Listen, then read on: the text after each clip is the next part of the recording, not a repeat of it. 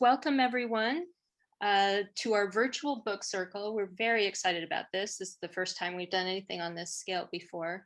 I'm Kelli Roisman, and I'm the events coordinator for the ALA student chapter. We also have Natasha Finnegan, who is, yes, helping out. And I just want to let you know, this event is the culmination of a project we started last semester.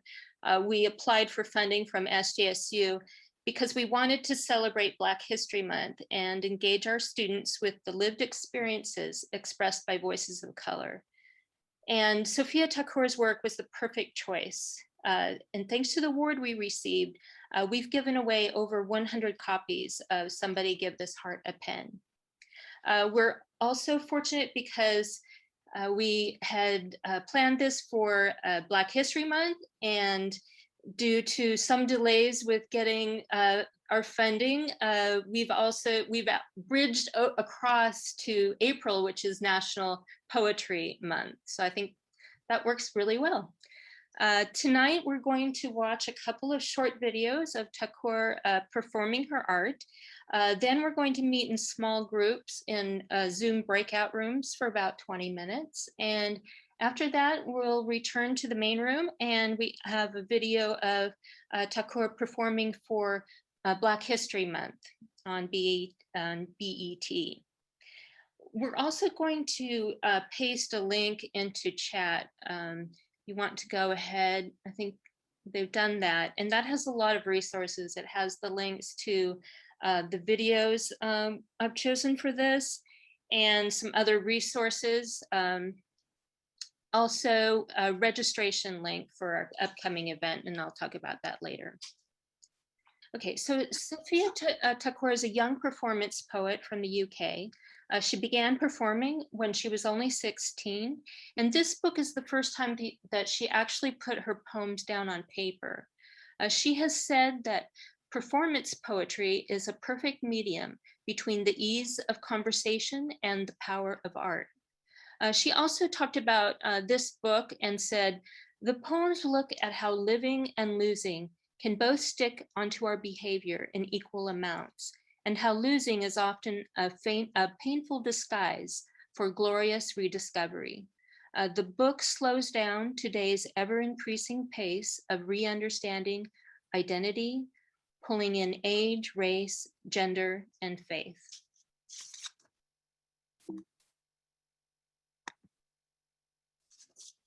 Okay, I am going to play the video of her performing her poem, Somebody Give This Heart a Pen.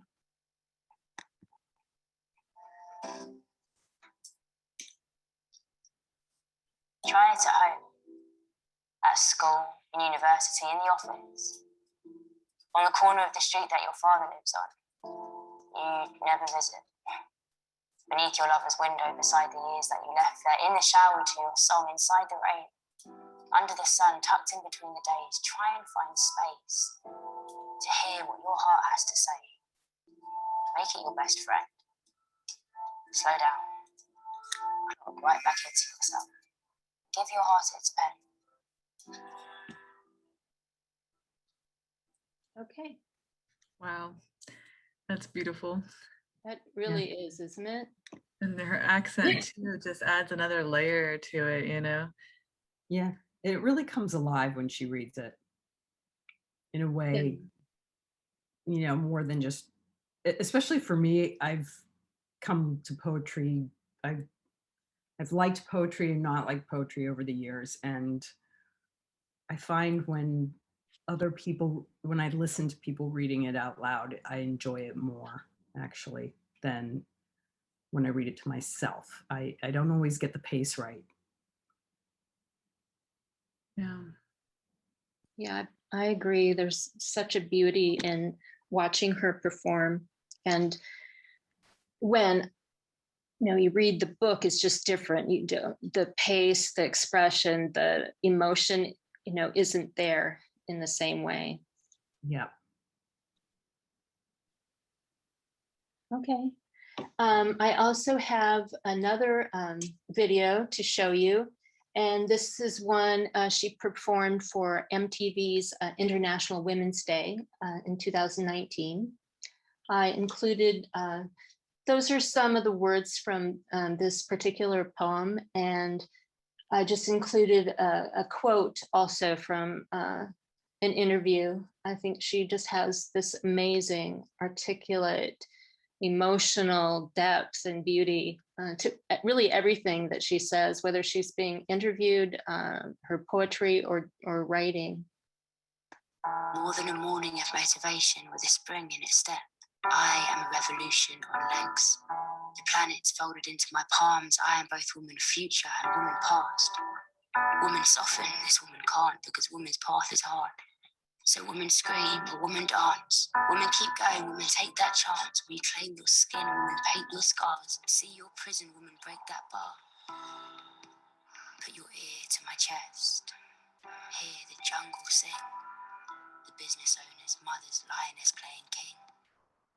We are every raging tide. From the Me Too movement to battling gender divides, to be a woman is to be both warrior and warrior. Leaders, creators, providers, wives, daughters, sisters, and friends, do you remember how it felt to kiss the lips of a storm or fall asleep in the embrace of a mountain peak? It's time to turn the sound on this phenomenon. It's time to hear this woman speak. I hope you enjoyed that.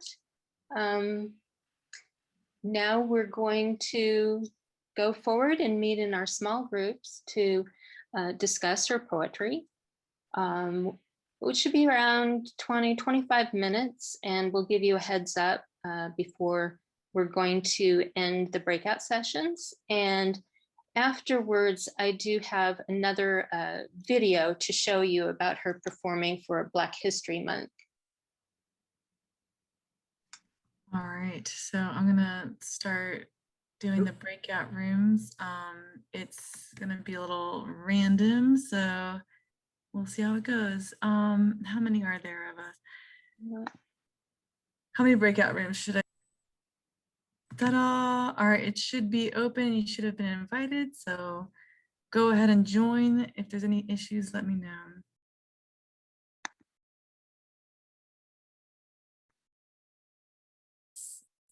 So hello, everybody. Welcome back. I insist on a brief summary of how it went for you guys. It went well. We had great conversations and discussed some of our favorite poems and kind of read them out loud and shared how we felt when we read them. It was a good conversation. Nice. All right. Yeah, we had a lot of fun. Good. I think some people are still in their rooms. Not everybody got kicked out. Really good insights and perspectives and sharing. I liked it. And Rosa, I love your background. Oh, thank you. I love jellyfish, so I was experimenting with, someone was showing me how to make it a GIF on Canva. I still haven't figured that out. It was fun.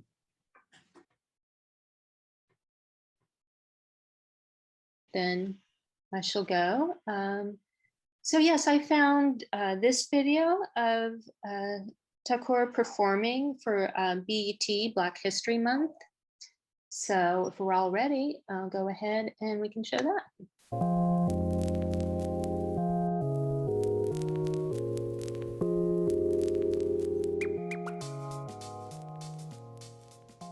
Little black girl, my heart lives inside your halo. So the moment you stop considering yourself as a lunchbox of stars, my ribs bury themselves in my back and I fall flat against this London concrete that was built for you to fly from. May the soles of your kickers and the flats of your dolly shoes act as an atlas to navigate through this wilderness. Run your fingers through your afro, that tree that this whole culture breathes from. Blue magic drops like diamonds glistening, adorning your skull. Liquid gold dances down your neck. 'Cause our mum said that we must always over oil, because this British weather isn't made for us. Yet this Britain was paved by us. Leave out seeping through the pavements, yet waiting to be straightened by those who hold frustrations and assimilations instead of celebrating integration. Leave your leave out, baby girl, we're making space for that. Leave your hairprint on every single seat back. Paint your braid pattern because you are art and they see that. Your tones to them are on a pallet near a tanning bed. And your lips they're paying brands for and your back. Ooh, don't let them shame you for that. Because in this Britain they'll try and play you for that. Try to tell you you have to shake a bit of that. But baby girl, don't ever let them sexualise your black. Because in the same breath they will conceptualise your black to make appropriated crap. And you're too lit for all of that, eh? One day it will be aunties owning the stalls that sell the frankincense and myrrh that we need for our hair. It will be Olawa Uber and Deliveroo Equa taking us from here to there. And the government will have its own section completely dedicated to us.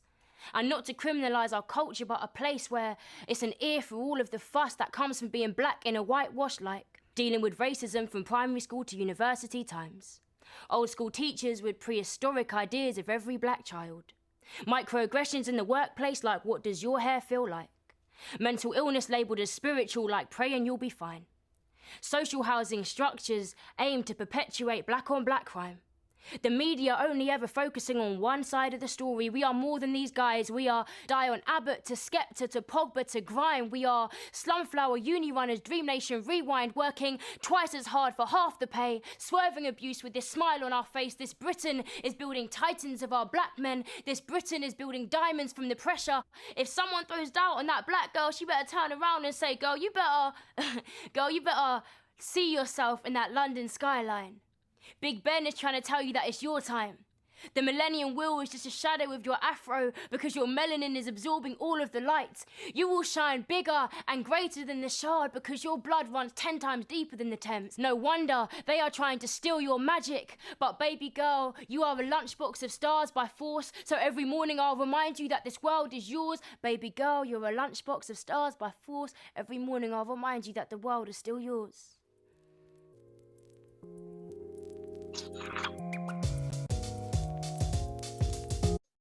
Anyone want to comment on that performance?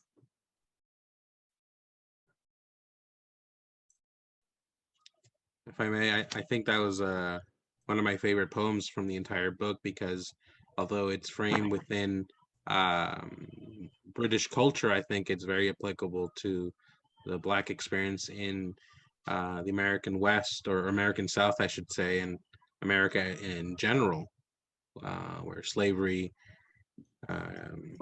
contributed to mass amounts of wealth that continue to have social ramifications for everyone in the modern day with social and economic inequities. So I think that was just powerful.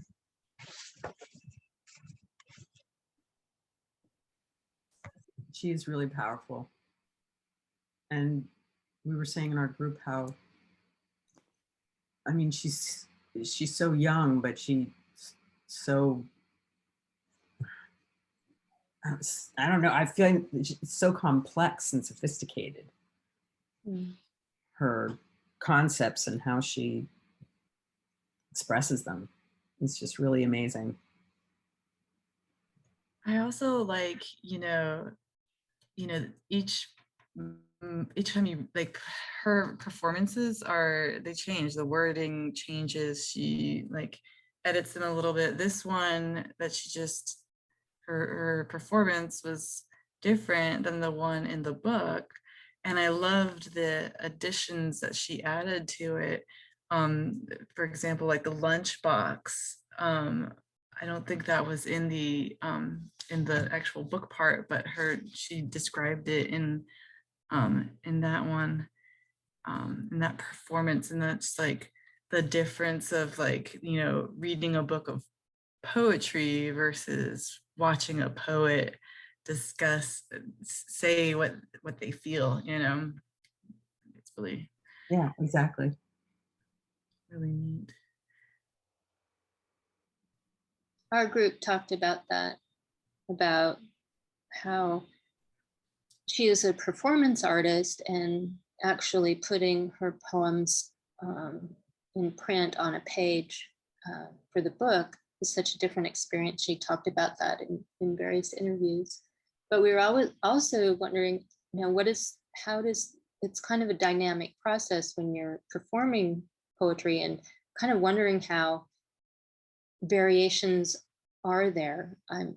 Each performance is unique. Are the words different? How is that? It'd be really interesting to see that. I wonder if it's like music, the difference between a studio recording and when you're performing live, and you kind of feed off the energy of the moment. Like jazz music, like jazz improv. Like if you're like, I hate it. It drives me crazy because I'm like, I want that consistency of like what I expect it to be. And like if they do something different than like what I'm kind of thinking it's gonna go, I'm like, I hate you and I don't like this anymore. But that's just me being in band for 8 years, and I expect it to go one direction and then it doesn't. So it's like, but it's fun too in a sense as well. So like I get it and I appreciate the art of it, but like rhythmically it's bothering me. And I think that happens sometimes even just in live poetry, like in just live speaking. I know whenever I'm teaching, sometimes if my coffee has not kicked in, the words are not coming out like I want them to come out. And it's just like, y'all, figure out what I'm trying to say to you because I can't do it today. And I think that happens a lot of times when you're just like caught up in the moment, and it might be, you're trying to, if you have a time limit, if you have, depending on who the audience is, depending on the forum, depending on what's going on in the world, it might change how you present an idea. Like comedians do it. They alter their sets depending on where they are. They have kind of like a set list, but it's going to change. And I think poetry does the same thing. It's kind of a mix of that jazz improv and the comedic, even though it might not be a funny thing, it's that still that formula. That timing. Yeah. Yeah, the comedic timing. Yeah, there's it's called Button Poetry. I was following them at the beginning of the pandemic on Facebook. Like it kept popping up on my videos, and it was a lot of like spoken word and like slam poetry and some other stuff. But there's this teacher that was presenting that they showed her, and she was so funny, like just so real life. And I just loved her. And then there were just other people too, and it just kept coming up. But yeah, it was Button Poetry. Yeah. I just went here now. Yeah, Emily? Inez Smith, they come from Button Poetry, and they perform a lot, and there's a lot of videos of Inez Smith like doing all of their poetry, some of them once or twice, again and again, and you do notice differences in their performance. It depends on the audience, it depends on how they're feeling, it depends on where they're breathing, and it's beautiful the way they would like play with what they're saying, or get angry, or they pull back, and it just completely depends on who they're facing, because there's so much, especially when it's a Black poet, and you're not only confronting their words here, but then you're also confronting their bodies and their voices and their intonation. And especially like with this one, like whenever she talks about Blackness in her poetry, it always reminded me, I think it was Toni Morrison who said like, I'm only Black in a room of white. And that's exactly what it looks like when it's like on a page. It's completely black, a black text on a white space.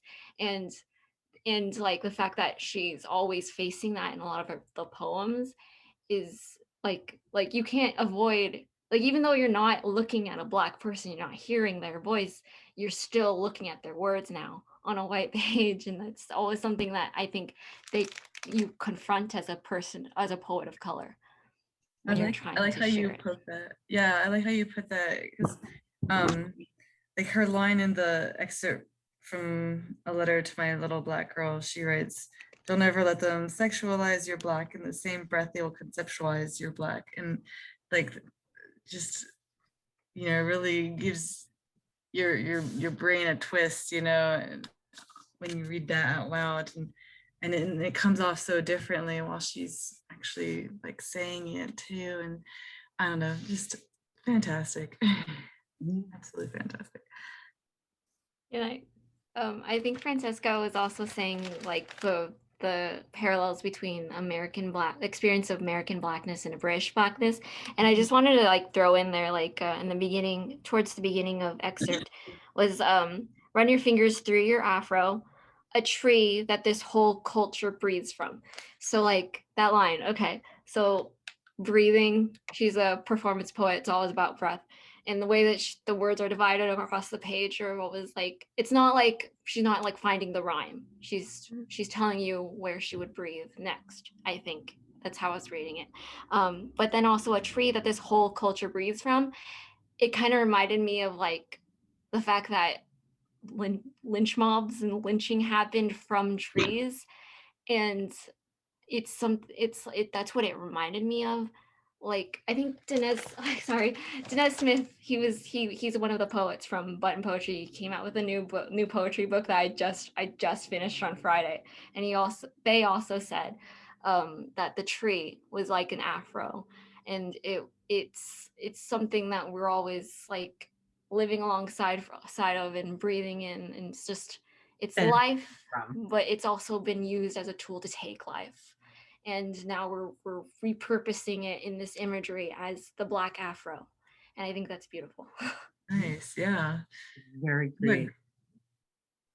Great connections. It's interesting. Have you read Punching the Air? It's by Ibi Zoboi and with Yusuf Salam. And he was one of the exonerated 5 from the Central Park. And it's a story written in verse.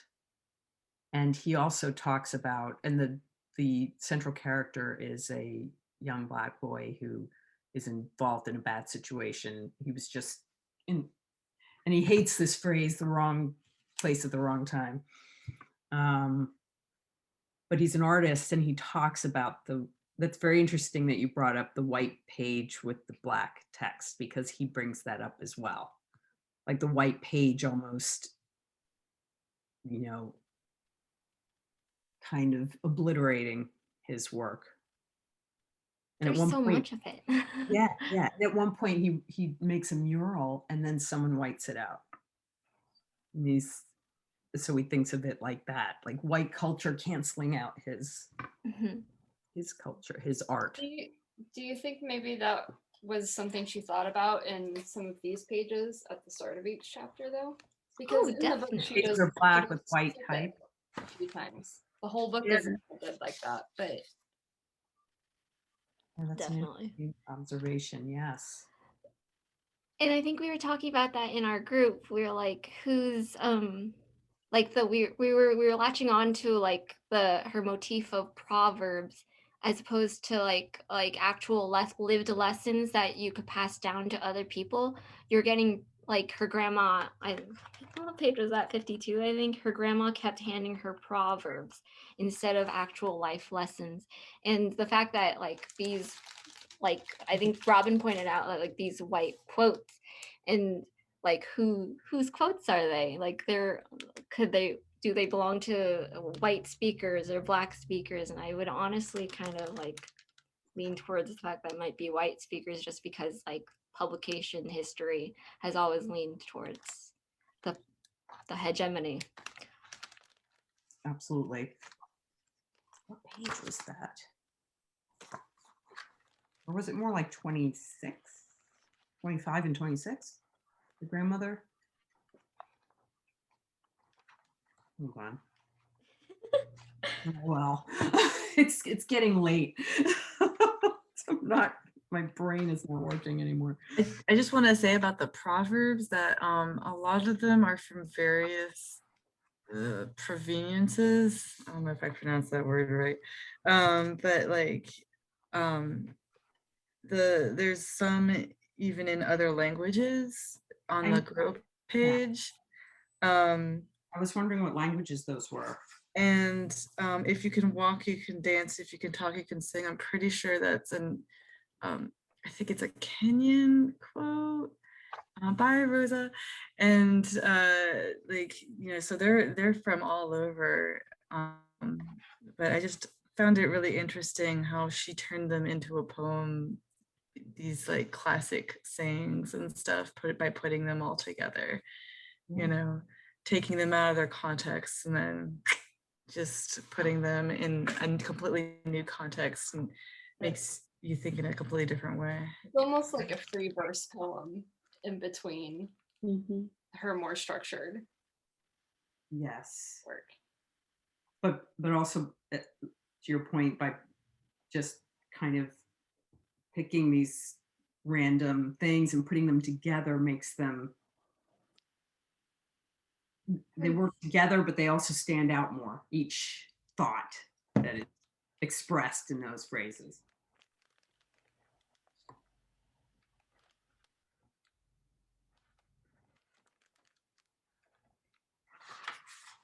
I wonder if she's going to keep writing down, you know? She's gotta.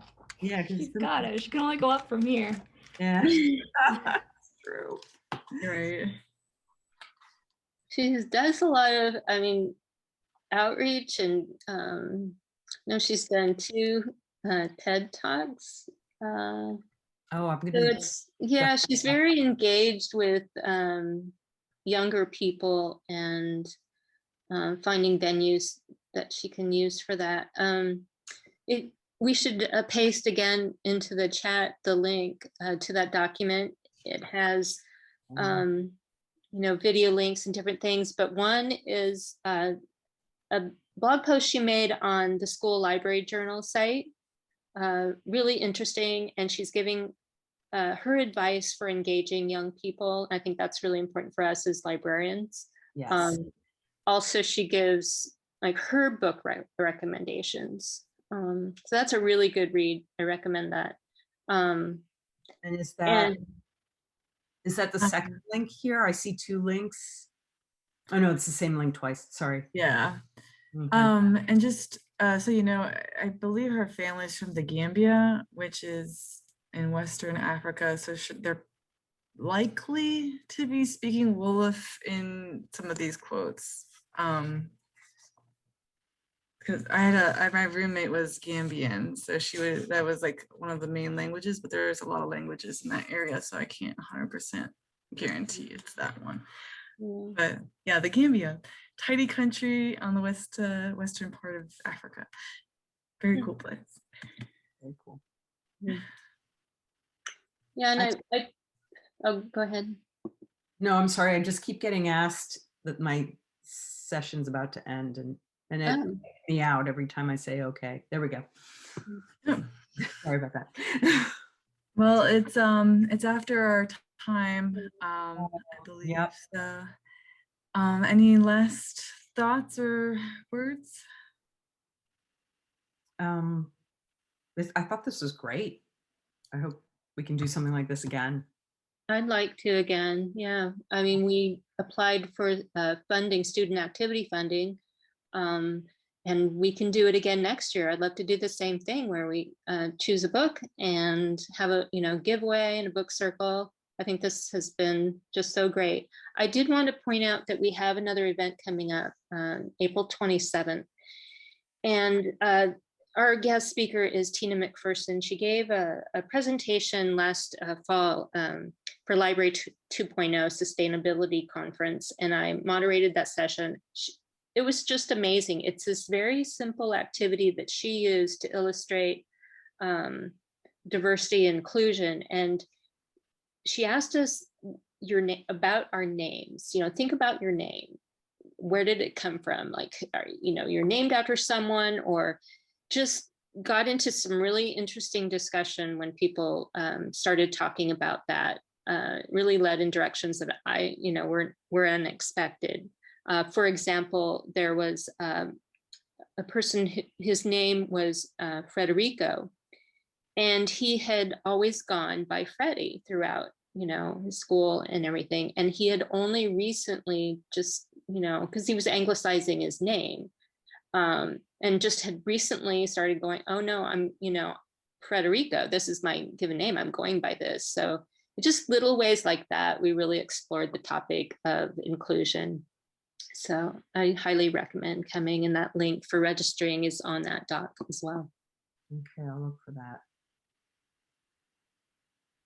All right, well, I guess we'll finish it here. Thank you all very much for coming, and I hope you guys enjoyed the book. And I know for me and my library, I'm going to ask that we buy it for our collection, because it's definitely worth a while. Yeah, absolutely. Yeah. All right, everybody. Thank Have you. a great night. Bye. Have a good night, everyone. Take care. Bye. Thank you for coming.